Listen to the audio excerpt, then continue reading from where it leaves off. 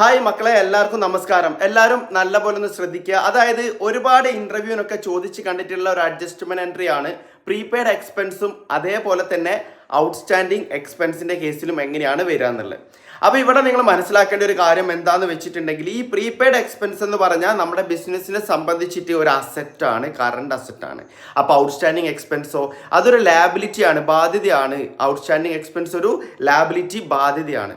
ഈ prepaid expense balance ഷീറ്റിൻ്റെ അകത്ത് അസറ്റ് സൈഡിലാണ് വരുന്നതെങ്കിൽ, ഔട്ട്സ്റ്റാൻഡിങ് എക്സ്പെൻസ് എന്ന് പറഞ്ഞിട്ടുണ്ടെങ്കിൽ ലാബിലിറ്റി സൈഡിലാണ് വരിക. കാരണം ഒന്ന് കൊടുക്കാനുള്ളതാണ് എക്സ്പെൻസ്, നമ്മൾ കൊടുക്കാനുള്ളതാണ് ഔട്ട്സ്റ്റാൻഡിങ് എക്സ്പെൻസ്. അപ്പോൾ പ്രീപെയ്ഡോ നമ്മൾ മുൻകൂട്ടി കൊടുത്ത എക്സ്പെൻസ് ആണ്.